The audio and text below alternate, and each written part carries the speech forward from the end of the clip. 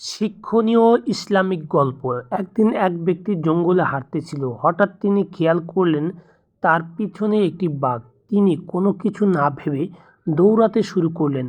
বাঘটাও তার পিছন পিছন দৌড় দেয়। একটু যাবার পর ওই ব্যক্তি একটি কূপ বা কুয়ো দেখতে পান। তিনি ঠিক ভুল কোনো কিছু না ভেবে ওই কূপে লাফ দেন। নিচে পড়তে পড়তে তিনি একটি ঝুলন্ত রশি বা দড়ি দেখতে পান। সাথে সাথেই তিনি ওই দড়ি ধরলেন। ঝুলন্ত অবস্থায় তিনি দেখেন উপরে বাঘটা বসে আছে। কখন তিনি উপরে যাবেন এবং বাঘ তাকে খাবে বলে। এবার তিনি নিচে তাকিয়ে দেখেন একটি আজগর সাপ হা করে বসে আছে তার পড়ার অপেক্ষায়।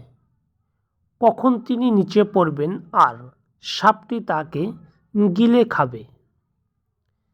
এবার তিনি আবার উপরে তাকিয়ে দেখেন তার ধরে রাখা রশিটা একটি সাদা ও একটি কালো ইঁদুর বসে থেকে তার ছোট ছোট দাঁত দিয়ে কাটতেছে।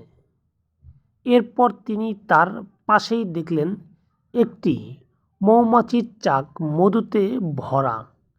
চাকটিতে এতটা মধু আছে যে মনে হচ্ছে মধু একটি টপ টপ করে উপসে পড়বে।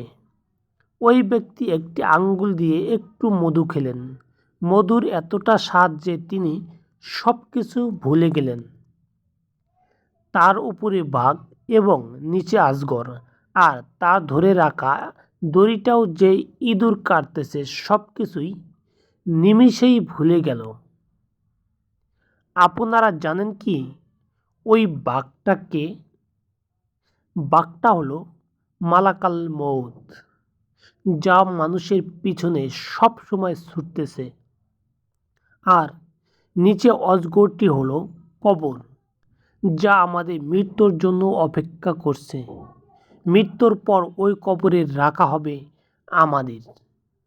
আর ওই যে সাদা ও কালো ইঁদুর হলো, সাদা ইঁদুর হলো দিন আর কালো ইঁদুর হলো রাত।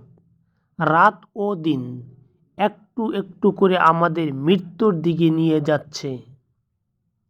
সব শেষে মৌমাছির চাকটা হলো দুনিয়া।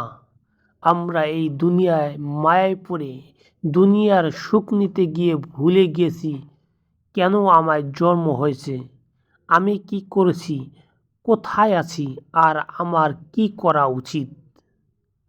আল্লাহ আমাদের বুঝার তৌফিক দান করুন। আমিন সুম্মা আমিন।